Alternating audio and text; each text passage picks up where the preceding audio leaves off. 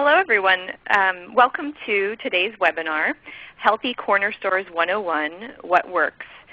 It's hosted by ChangeLab Solutions, formerly known as Public Health Law and Policy. I'm Christine Fry, and I am a Senior Policy Analyst with ChangeLab Solutions.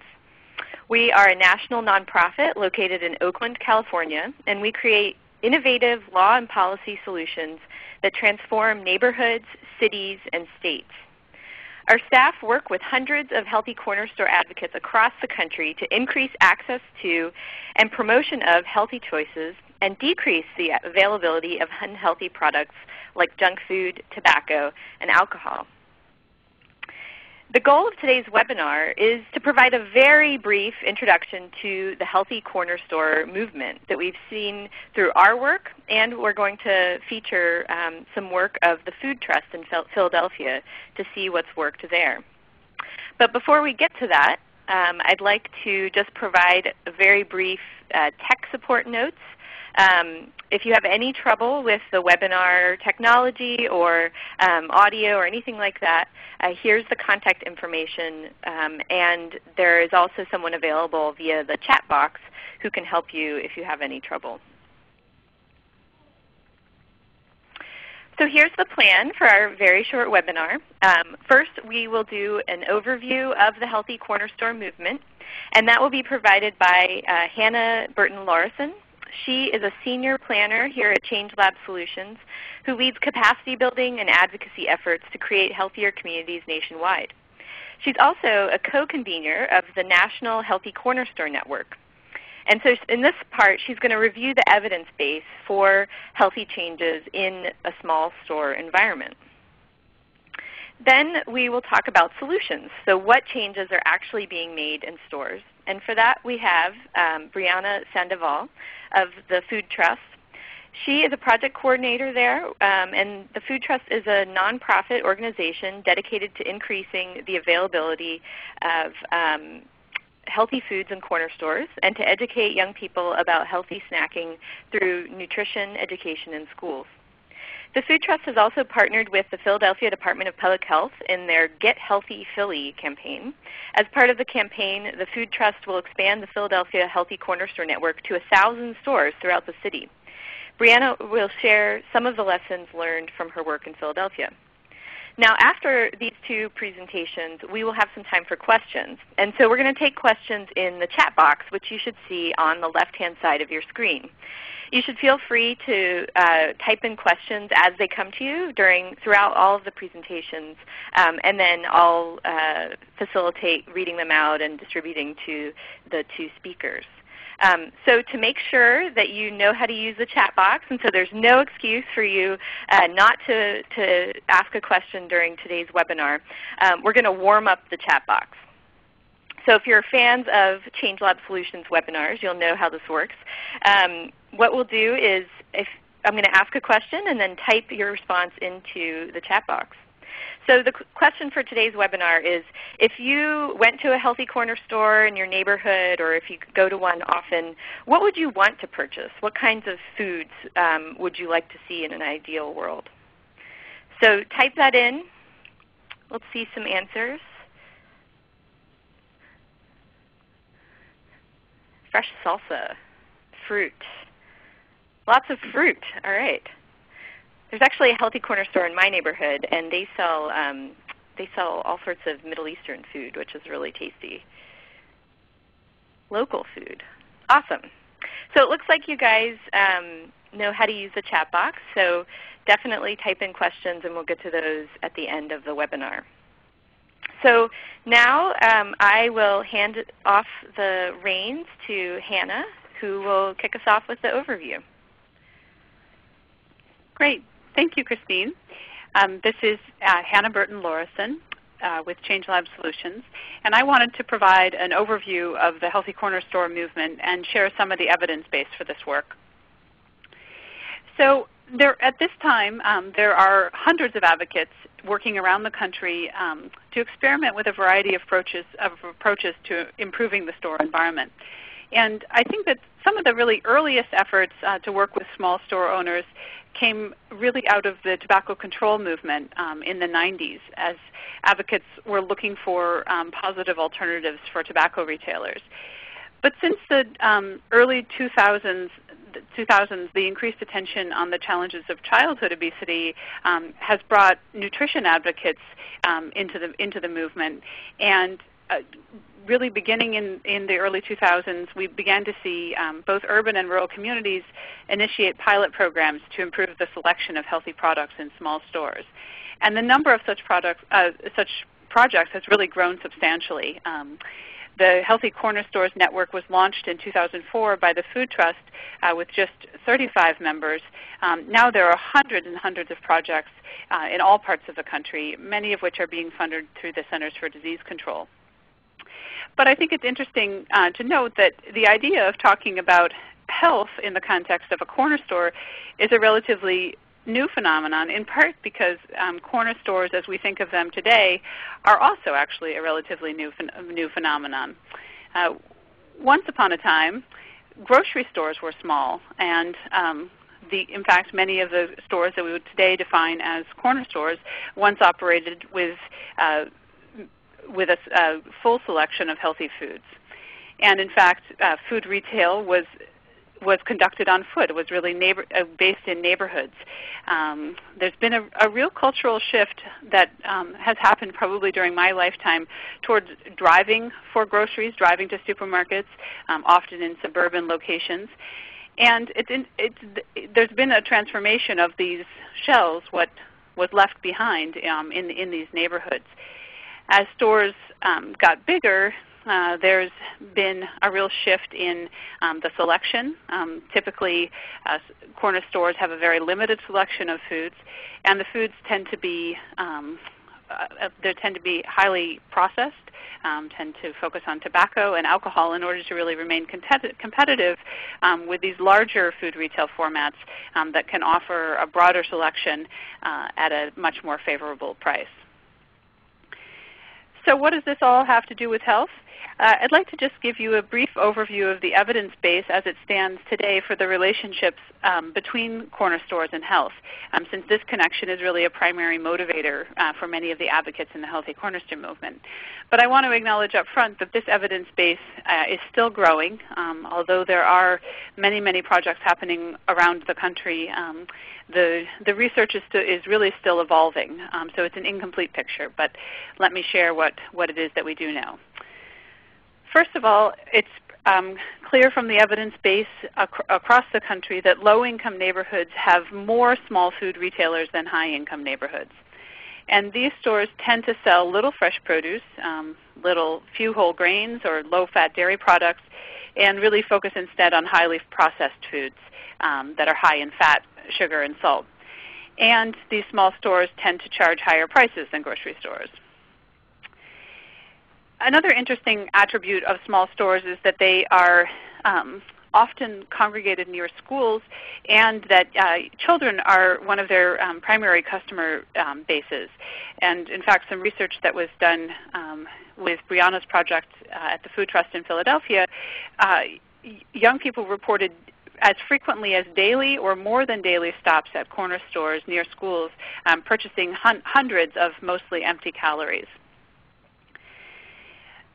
Small stores that don't sell healthy foods, and of course there are exceptions, some small stores do, a small number do, but the majority of them, when they don't carry healthy food, there's a correlation with the health and diet of nearby residents.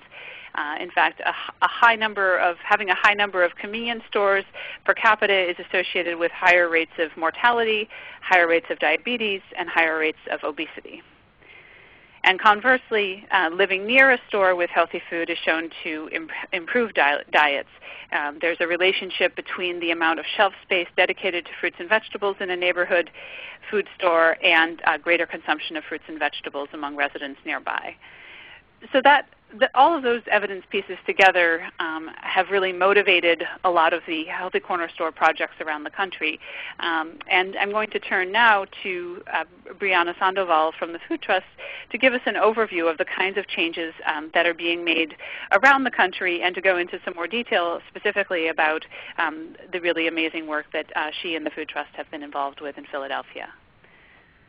Well, many of you may already be familiar with the Food Trust, but a quick recap of who we are. We were founded in 1992 with the mission to ensure that everyone has access to affordable, nutritious food. We do that primarily through two avenues. One is through nutrition education. We have programs throughout the greater Philadelphia area in schools, after-school programs, and community settings where we work with both children and parents on making healthier decisions. We also have a number of programs that work to increase healthy food access. We have a farmers market program that operates over 35 farmers markets in the greater Philadelphia area, a supermarket campaign which works to incentivize supermarket operators to locate in underserved communities, and of course working with corner stores to bring healthier options to communities. Now, Hannah just presented some convincing evidence about corner stores and the history of them. But why should we be working with corner stores? Well, nationally there's a growing movement and recognition of corner stores and the impact that they have on people's health. Corner stores are part of the urban landscape. They're part of a rural landscape. In many communities, that's where residents go to depend on for their daily food purchases. And increasingly people are looking at engaging corner stores as an ally in fighting obesity. Some basic definitions you should know in understanding the world of corner stores are two things. One, what is a corner store? Well, there's no set definition or official definition you could look up at in a dictionary, but corner stores tend to have some common characteristics. They tend to be small, have a limited selection of food and other products, and they can be owned independently or be part of a chain. They can be rural, urban, or suburban, and they can have different names such as a small store, convenience store, neighborhood store, or bodega. What is a healthy corner store? A healthy corner store, again, there's no specific definition of what a healthy corner store is. It's usually defined by the program that has set out standards for what a healthy corner store should be. But generally it tends to have certain standards like stocking certain healthy products like whole grains, low-fat dairy products, or fresh produce. Projects often require corner stores to increase the quantity of healthy foods or amount of shelf space devoted to those healthier items. And often there's some sort of marketing component, either that promotes healthy products or restricts unhealthy advertising such as tobacco and alcohol. Hannah just presented some background on the public health impact of corner stores. And working with corner stores can have a positive impact on health if they're engaged again and if they're introducing healthier items. But there can also be a positive economic impact. Working with corner stores can create jobs for local residents, capture dollars being currently spent outside of the community because residents can then go to the corner store instead of some outside supermarket to purchase their items. And it can help revitalize neighborhoods and improve commercial corridors by improving both the look of the corner stores, the feel of the street, and increasing traffic. Of course, there are barriers to working with corner stores, and I often refer to them as the 3 S's: space, skills, and sourcing. So corner stores are very small, and often they don't have the equipment they need to stock healthier items. And often their equipment that they do have is either broken or really energy inefficient.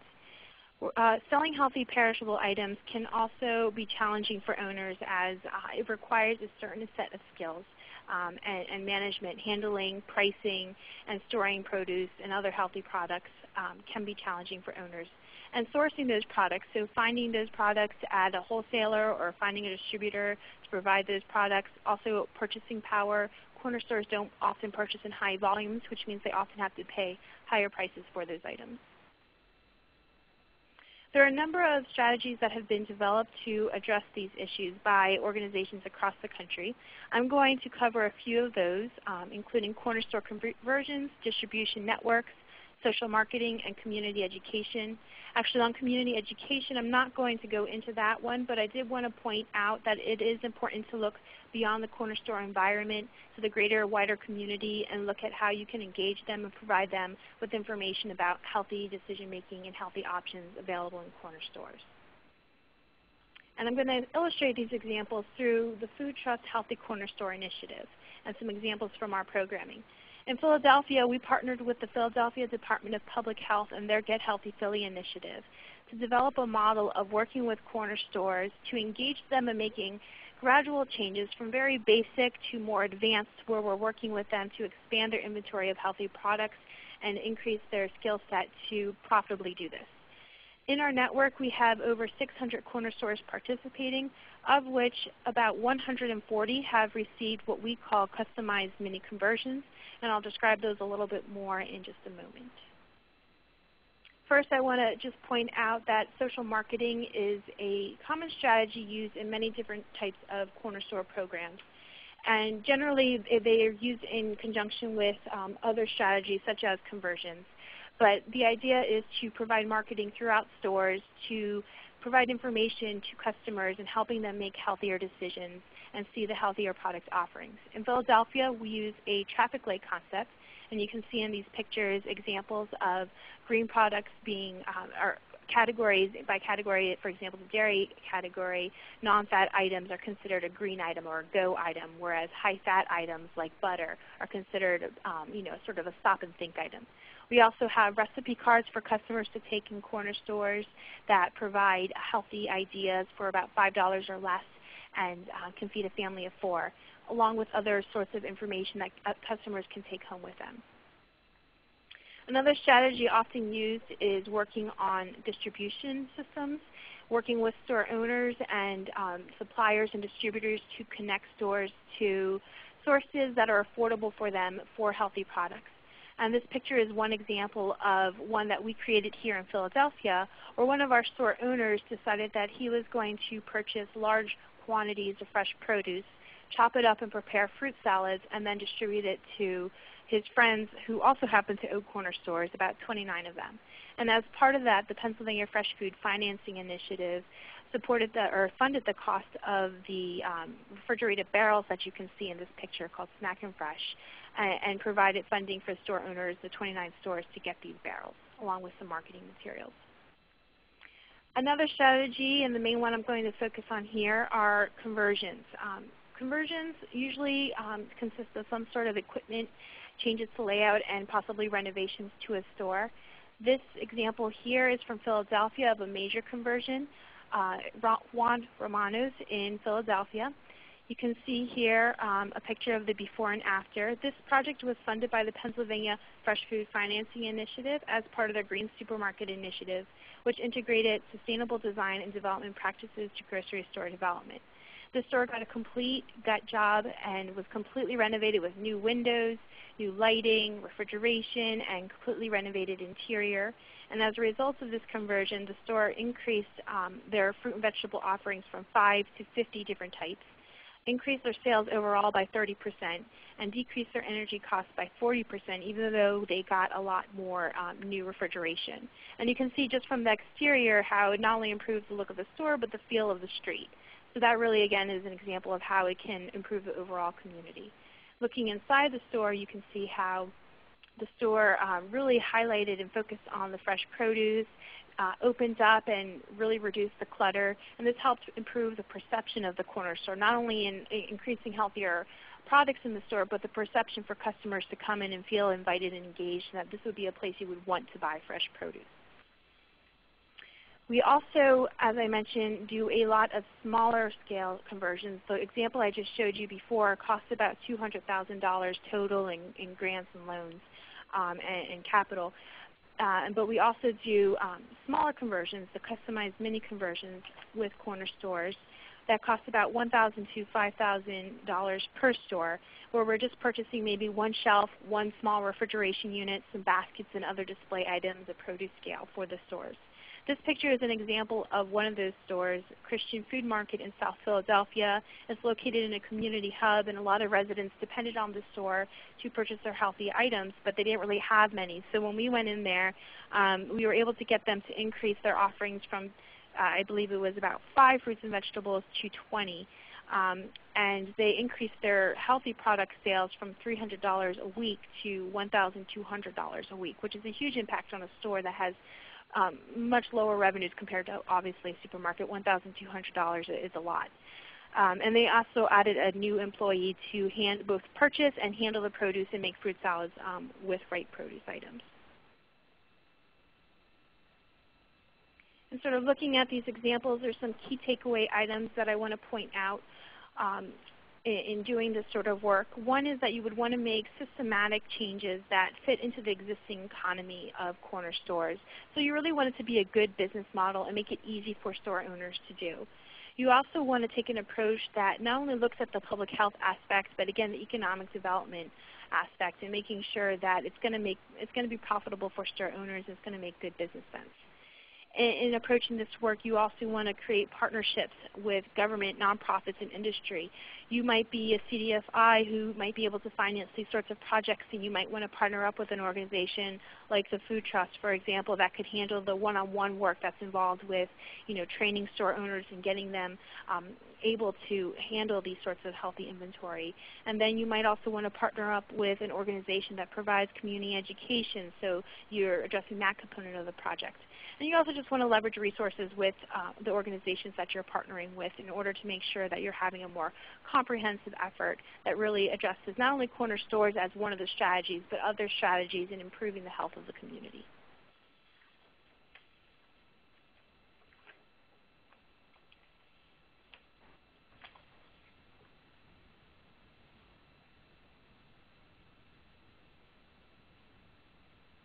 All right, thank you, Brianna.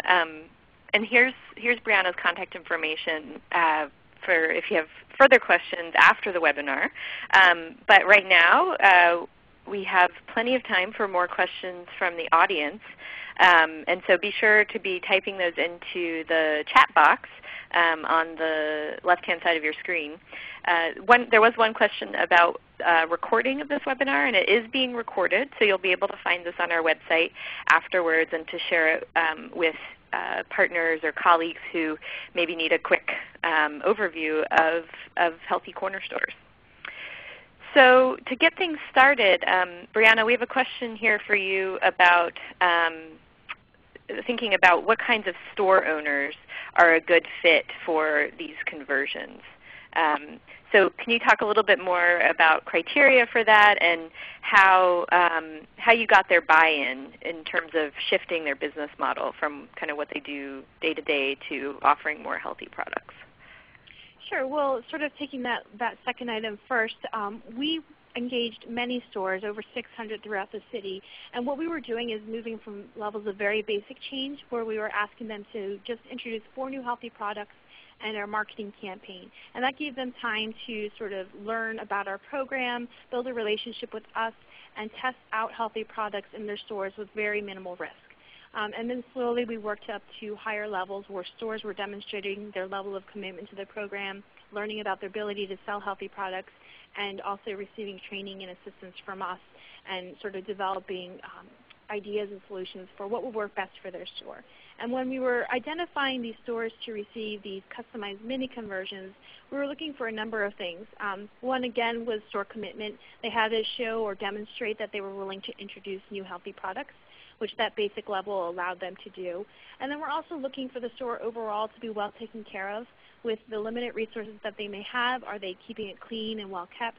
Does the store feel generally like a good place where there's a lot of variety of different types of products and has good potential? We're looking at the larger community.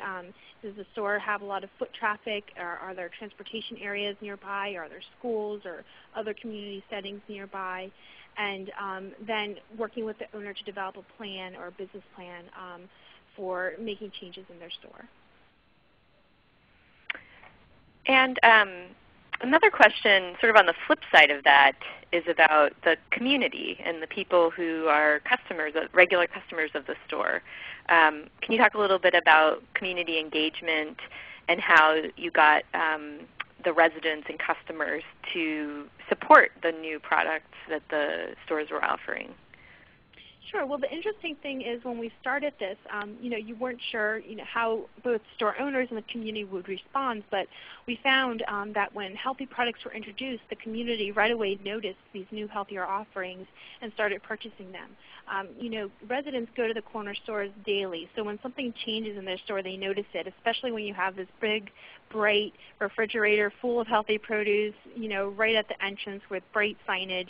It's really hard to miss. So customers right away started responding and saying, oh wow, you have these new healthy products. I love these. I was looking for this. I couldn't get it before. And then we also, of course, I mentioned the marketing materials, really critical in pointing out those healthier products and helping customers with their decision making and helping them see where their decision falls sort of on the red, yellow, green continuum. And then also working a lot with the community. We worked with many different community organizations to get the word out, did a lot of promotion in the community and outreach to make sure customers who might not be stopping by that store because they assumed it didn't have anything to offer them were now aware that those healthier products were available to them. Great. And this question is for either you, Brianna, or Hannah. Philadelphia has been a pioneer in this for a long time, and there's a question about whether there are other states that are supporting communities in this healthy food retail, healthy corner store type work. So can you guys think of off the top of your head any other states that are starting to lead the way on this as well? Sure, I can answer that question. This is Hannah speaking. There are a small handful of states that have created state-level financing programs inspired by the Fresh Food Financing Initiative. Brianna, you can correct me if I don't have the number correct. I believe there are 7 state-level fresh food financing initiatives. I think it's closer to 12 now. 12 now. Oh, wow, fantastic. And then there's also at the federal level the National Fresh Food Financing Initiative, a component of which is financing to community development financial institutions, in essence community development banks who are in turn charged with financing healthy food retail projects. And a number of these are looking to work with small store owners. For example, here in California, the California FreshWorks Fund just this spring issued an RFP to look at providing grants to healthy corner store projects.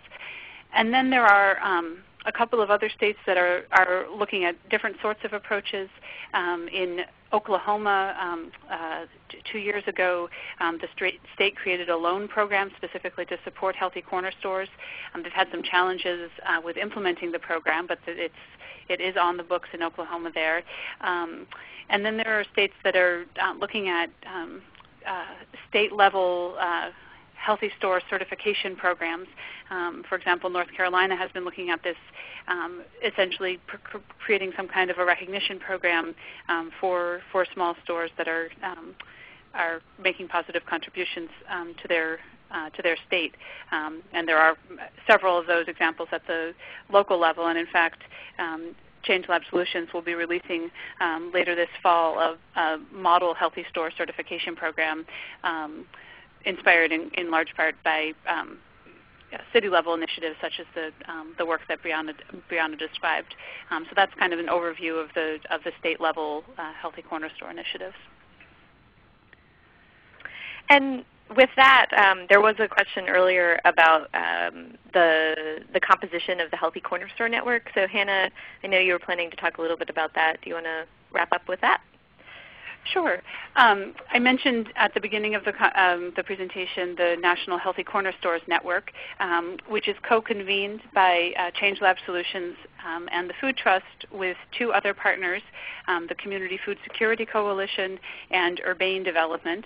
And the Healthy Corner Stores Network, which you can find online at healthycornerstores.org, is a really phenomenal resource for understanding what's happening with Healthy Corner Store initiatives around the country. There are small descriptions of many of the member organizations. You can connect with them directly through a listserv.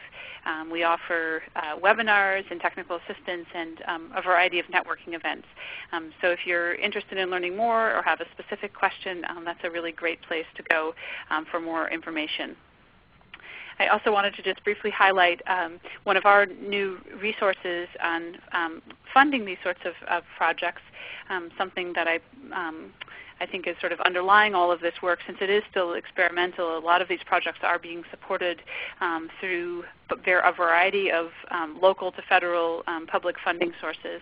And this guide is a really easy to navigate, chock full of resources in terms of preparing your application,